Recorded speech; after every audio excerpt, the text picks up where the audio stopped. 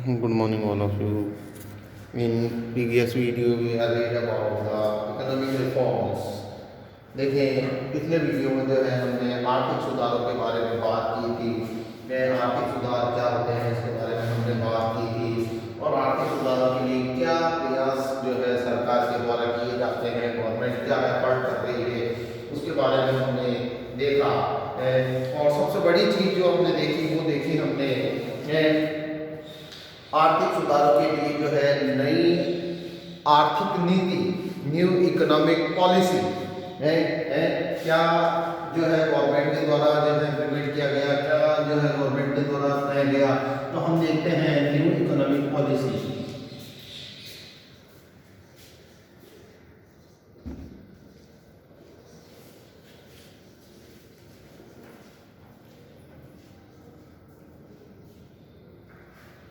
New economic policy जो है government के द्वारा अपनाई गई है और ये कब अपनाई गई? 1991 में अपनाई गई। ठीक है 1991 में जो है सरकार ने क्या किया कि नई आर्थिक नीति को जो है लागू किया, इम्प्लीमेंट किया।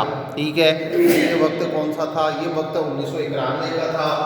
और गवर्नमेंट ने क्या किया इस दौरान? गवर्नमेंट ने जो है ग्लोबलाइजेशन, प्राइवेटाइजेशन एंड लिबरलाइजेशन है यानी कि निजीकरण यानी कि भूमंडलीकरण और यानी कि उदारीकरण जैसी नीतियों को अपनाया। हमने पिछले वीडियो में बात की थी उदारीकरण के बारे में, हमने बात की लिबरलाइजेशन के बारे में, हमने बात की कि जो पॉलिसीज पहले है इंडिपेंडेंस के जस्ट बाद में जो पॉलिसीज गवर्नमेंट ने अपनाई थी और जिस तरीके से उन्होंने जो है इंडस्ट्री वगैरह को कंट्रोल करने की कोशिश की थी और कंट्रोल करने के लिए जो स्ट्रिक्टली जो रूल्स है, कड़े जो नियम थे जो उन्होंने उन पर लागू किए थे, इंडस्ट्री पर जो है इम्प्लीमेंट किए थे, उद्योगों पर लगाए थे, उनको उन्होंने बाद में क्या किया? उन्होंने बाद में चेंज कर दिया, बदल दिया, परिवर्तित कर दिया और उन रूल्स को कैसा कर दिया? लिबरल यानी कि उदार है कि सॉफ्ट कर दिया। बिल्कुल जो पहले कठोर थे, स्ट्रिक्ट थे है उनको उन्होंने क्या कर दिया? उनको उन्होंने परिवर्तित करते हुए जो है यह उदार कर दिया, या यूं कहूं कि कठोर नियमों की जगह ऐसे नियम लेकर आ गए कि जिससे जो है इंडस्ट्रियल डेवलपमेंट आने लगा, औद्योगिक विकास आने लगा और इकोनॉमी को जो है मूवमेंट मिलने लगी, अर्थव्यवस्था को जो है वो गति मिलने लगी, इकोनॉमी में जो है मोबिलिटी आ गई है। तो उसी जगह अब हम आगे बढ़ रहे हैं, उसी रीत में हम आगे बढ़ रहे हैं और देखने की कोशिश कर रहे हैं कि लिबरलाइजेशन के साथ में जो प्राइवेटाइजेशन और ग्लोबलाइजेशन जो जैसी जो स्कीम है, पॉलिसीज जो गवर्नमेंट ने अडॉप्ट की, सरकार ने जो अपनाई, वो कहाँ तक सक्सेस हुई, कहाँ तक वो सफल हुई, उसका क्या इफेक्ट आया है हमारे इंडस्ट्री पर, हमारी इकोनॉमी पर। तो जब सबसे पहले हम प्राइवेटाइजेशन की बात करते हैं, सबसे पहले हम निजीकरण की बात करते हैं, तो वो निजीकरण आखिर है क्या? है निजीकरण की जब हम बात करते हैं तो सबसे पहला क्वेश्चन हमारे सामने होता है कि आखिर ये निजीकरण है क्या? है क्या है ये निजीकरण? किसको कहते हैं निजीकरण? तो यहाँ पर देखिए एक सिंपल सी डेफिनेशन आ जाती है प्राइवेटाइजेशन की, एक साधारण सी परिभाषा आ जाती है निजीकरण की। Privatisation refer to all those policies which give increasing importance to private sector and limit the interference made by the government। देखें कि निजीकरण की जब हम परिभाषा की बात करते हैं, डेफिनेशन की हम बात करते हैं, डेफिनेशन की जब हम बात करते हैं तो हम क्या किसको देखते हैं? तो यहाँ पर हम देखते हैं कि privatisation refer to all those policies है कि जो निजीकरण है वो क्या है? तो यहाँ पर हम देखते हैं ऑल दोस पॉलिसीज, वह सभी नीतियां which given increasing importance to private sector, जो किसको महत्व देती है, कि जो किसको महत्व देती है। तो यहाँ पर देखें which give increasing importance है तो प्राइवेट सेक्टर है कि वह निजी क्षेत्र जो है, निजी क्षेत्र का जो महत्व है उसको वह बढ़ाती है, उसको वह महत्व देती है, अधिक महत्व देती है। एंड लिमिट है और क्या करती है? जो है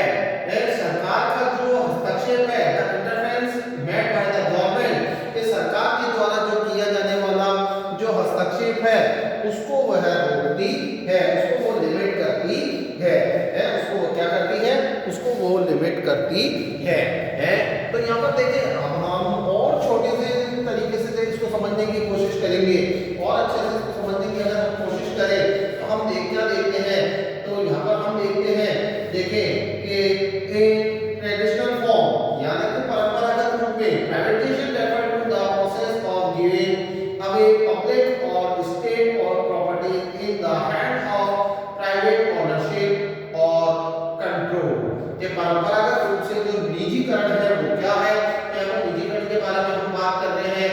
तो यहाँ पर हम देख रहे हैं द प्रोसेस, यह एक प्रक्रिया है, यह एक प्रक्रिया है, प्रक्रिया है जो क्या करती है, गिवन अवे पब्लिक और स्टेट प्रॉपर्टीज, जो क्या करती है कि जो सार्वजनिक और राज्य की जो संपत्ति है उसे वह दे देती है, उसे वह प्रदान कर देती है। किसको प्रदान कर देती है, in the head of private ownership, यानी कि निजी हाथों में, निजी स्वामित्व में, निजी हाथों में। फिर क्या होता है कि प्राइवेट जो सेक्टर है, प्राइवेट जो वो कंपनी है, प्राइवेट जो कंपनी है वो ही सारा कंट्रोल करती है, सारा उसका नियंत्रण करती है। फिर उसमें गवर्नमेंट का जो रोल है, सरकार का जो मतलब कि जो किरदार है, सरकार की जो भूमिका है वो मोस्टली क्या होती है, एंड हो जाती है, समाप्त हो जाती है। आज जैसे हम देखते हैं कई जगह पर हम देखते हैं कि ये अभी बीच में भी कई खबरें पढ़ने को मिली थी कि भाई जो है कई जो हमारे हवाई अड्डे हैं, एयरपोर्ट है, उनको अडानी ग्रुप वगैरह को जो है ये दे दिया गया है। अडानी ग्रुप जो है उनको कंट्रोल कर रहा है, उनको चला रहा है।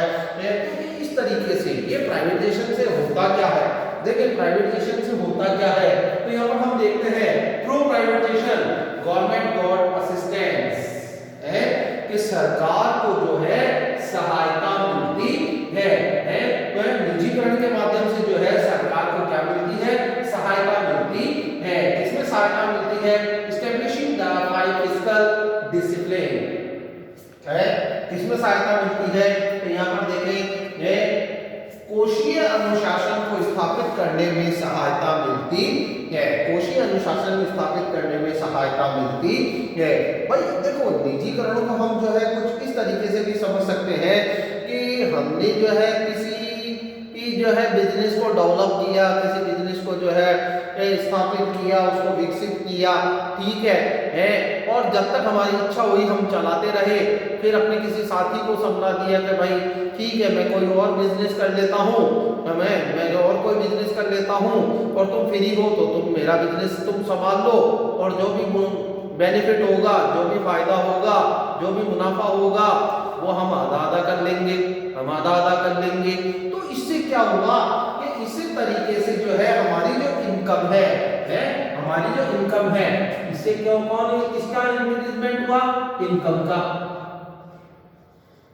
क्यों इंक्रीजमेंट हुआ कि भाई जो एक व्यक्ति है, जो एक गवर्नमेंट है, वो अपनी जितने भी जो असिस्टेंट है, जो भी अपनी संपत्ति है उसको अगर वो प्राइवेट सेक्टर में दे रही है तो उससे उसको क्या मिल रहा है, बेनिफिट मिल रहा है।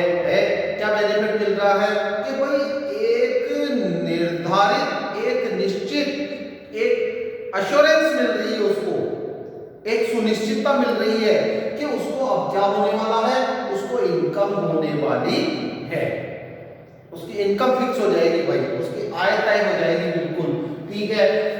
तो यहाँ पर हम देखने की कोशिश कर रहे हैं। अब देखें कि ये जो प्राइवेटाइजेशन है, ये प्राइवेटाइजेशन जो है, ये जो निजीकरण है, ये आखिर आया कब, ये पॉलिसी आई कब, तो वही चीज आ जाती है 1991 में, 1991 में जो है इस नीति को अपनाया गया है, इस नीति को अपनाया गया है।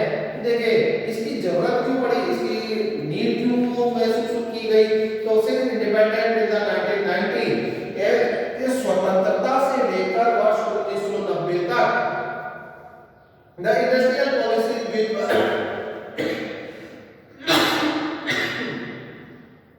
the industrial policy which were adopted were reserved only for public sector and obtaining license was made a request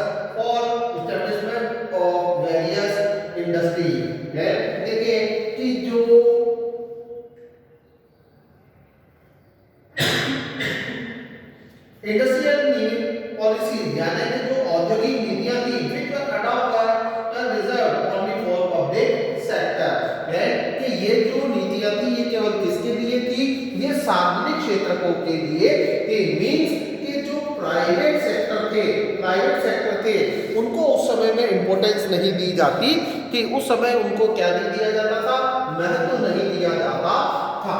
ठीक है, अब इसका जो है ना इसका नुकसान क्या हुआ, इसका क्या हाल हुआ, तो यहाँ पर हम देखते हैं as a result of this the public sector had become a burden on the government कि जो वो निजी क्षेत्र था वह सरकार, जो सार्वजनिक क्षेत्र था वह सरकार पर क्या बन गया, बोझ बन गया। क्यों बोझ बन गया, तो यहाँ पर देखते हैं हम देखें the public sector unnecessarily expand and productivity of this sector become very less कि जो सार्वजनिक क्षेत्र था वह खर्च तो बहुत करता था, उसके एक्सपेंस तो बहुत थे, खर्च तो बहुत थे, बट उनसे होने वाली जो प्रोडक्टिविटी थी, उनसे होने वाला जो उत्पादन था वह कम था। है इन सब चीजों से क्या हो रहा था, हमें इकोनॉमिकली लॉस हो रहा था, हमें आर्थिक नुकसान हो रहा था। ठीक है, तो इसी लॉस को कंप्लीट करने के लिए, इसी नुकसान की भरपाई करने के लिए तो गवर्नमेंट ने क्या पॉलिसी अपनाई कि जितने भी अपने क्षेत्र थे, जितने भी अपने सेक्टर्स थे, जितने भी अपनी प्रॉपर्टीज थी है, या तो उनमें प्राइवेट सेक्टर का शेयर ले लिया, निजी क्षेत्र का हिस्सा ले लिया, या फिर अपनी प्रॉपर्टी को उनको सेल कर दिया, उनको बेच दिया है कि भाई तुम चलाओ इसको। ठीक है, अब यहाँ पर हम देखते हैं कि गवर्नमेंट और प्राइवेट सेक्टर की अगर हम बात करते हैं, गवर्नमेंट और प्राइवेट सेक्टर की अगर हम बात करते हैं, ठीक है, गवर्नमेंट और प्राइवेट सेक्टर की अगर हम बात करते हैं, इसको कंपेयर करते हैं, निजी क्षेत्र और सार्वजनिक क्षेत्र को अगर हम तुलना करते हैं तो हम देखते हैं कि प्राइवेट सेक्टर में होने वाला जो इन्वेस्टमेंट है, जिस हिसाब से निवेश होता है उसी हिसाब से प्रोडक्शन भी होता है, उसी हिसाब से उत्पादन भी होता है। रीजन कि प्राइवेट सेक्टर में जो ऑनरशिप है, जो ऑनर है, जो स्वामी है, वो अपने काम को करवाना चाहता है किसी भी हालत में है, और जो इनकम की बात होती है, या यूं कहूं कि जो वो एक्सपेंस की बात होती है, खर्च की बात होती है, वो भी कम होता है। किसके कंपैरिजन में, इनकम के कंपैरिजन में है। तो इसी चीज को पूरा करने के लिए जो गवर्नमेंट थी उसने अपनी एक पॉलिसी में चेंज किया, अपनी नीति में परिवर्तन लाई, और उसने क्या कर दिया, उसने जितने भी अपने जो असिस्ट थी, जितने भी अपनी जो संपत्तियां थी, जितने भी अपने जो सेक्टर्स थे है, उनको क्या कर दिया, उनको उन्होंने प्राइवेट सेक्टर में दे दिया है। ठीक है, अब नेक्स्ट हम देखते हैं ग्लोबलाइजेशन को। ग्लोबलाइजेशन यानी कि भूमंडलीकरण है। आज देखिए भूमंडलीकरण के बारे में जब हम बात करते हैं तो हम एक चीज को देखते हैं कि जो विश्व है वो एक बाजार है। Whole the world is a market. क्यों ऐसा क्यों कहा जाता है, तो हम इसको ही समझने की कोशिश करेंगे है। देखिए, हम इसको थोड़ा सा पहले इस तरीके से समझे कि एक समय हुआ करता था है कि जब जो आइटम्स हैं, जो असिस्टेंट हैं, जो वस्तुएं हैं, उनका जो प्रोडक्शन है, जो भी प्रोडक्शन है वो अपने ही यहाँ पर होता था, और फिर उसके बाद में क्या होता था कि उसके बाद में वह अपने यानी उसको यूज कर लिया जाता था, कंज्यूम कर लिया जाता था है। इसको हम एक तरीके से और समझने की कोशिश करेंगे। देखिए है कि एक इस तरीके से आज हम बिजनेस की बात करते हैं, बिजनेस की बात करते हैं, व्यापार की हम बात करते हैं, ट्रेड की हम बात करते हैं, तो हम देखते हैं कि जो ट्रेड है, ट्रेड जो है, व्यापार जो है कि दो राज्यों के बीच में होता है, इंटर स्टेट जिसको अपन बोलते हैं, अंतर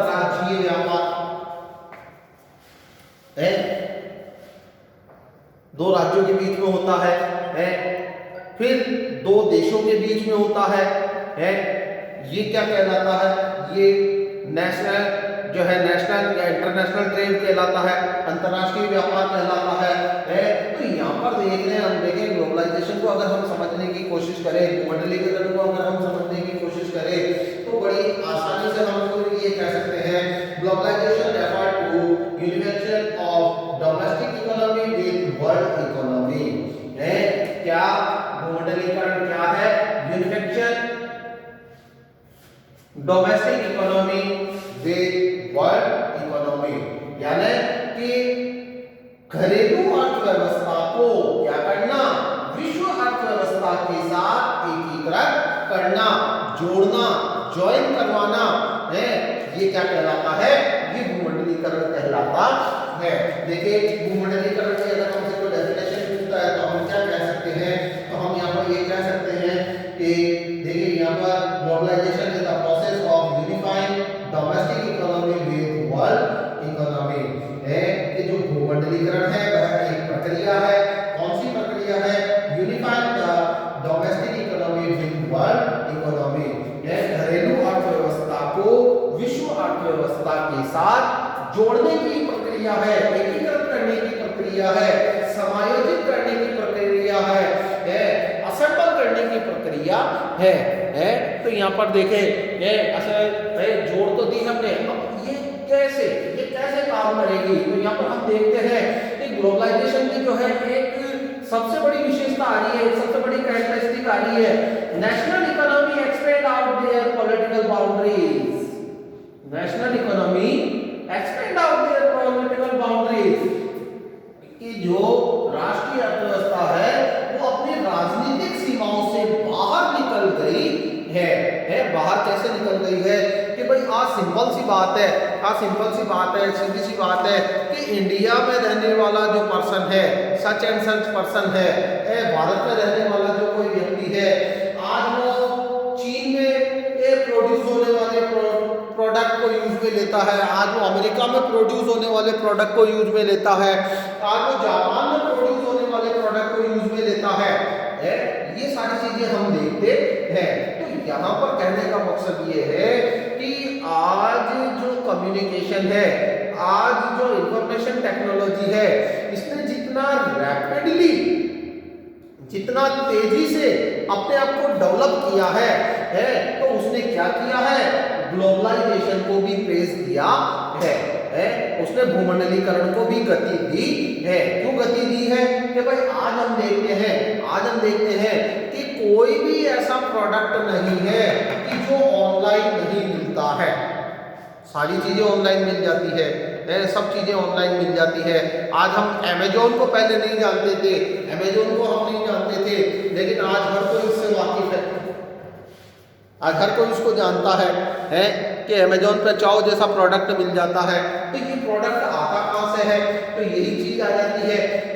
आज जैसे मान लो कि हमने केवल देखा, आज कहीं का भी ट्रेडर हो, चाहे वो अमेरिका का ट्रेडर है, चाहे वो चाइना का ट्रेडर है, चाहे वो कहीं का भी ट्रेडर है, वो अपने प्रोडक्ट को सीधा क्या करता है? सीधा नेट सर्फिंग पर डालता है, इंटरनेट पर डालता है, उसकी कोस्ट डालता है और अपना एड्रेस डालता है, प्लीज कॉन्टेक्ट विद मी, कि मेरे से संपर्क कीजिए इफ यू वांट, यदि आप ये चाहते हैं। और फिर जिसको जरूरत होती है पहुंच गए साहब, हम तो ऑनलाइन ही सारा काम हो गया हमारा, तो घर बैठे सारी चीजें आ गई हमारे पास में, तो अब यहाँ पर देखते हैं हम, multinational company are playing an important role in globalisation.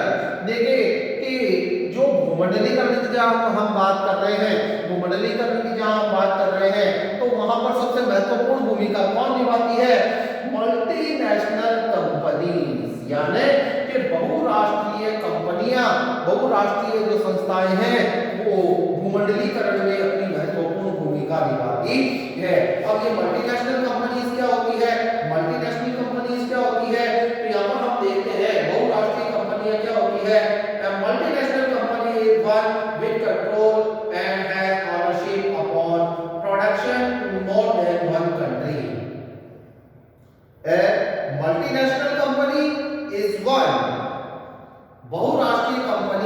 किया है वे है, देखिए multinational company one which control and has ownership, कि जो नियंत्रण करती है और जिसके पास में स्वामित्व होता है, किसका स्वामित्व होता है production in more than one country, एक से अधिक राष्ट्रों में उत्पादित होने वाली वस्तुओं पर उसका नियंत्रण होता है, उसका क्या होता है, उसका नियंत्रण होता है।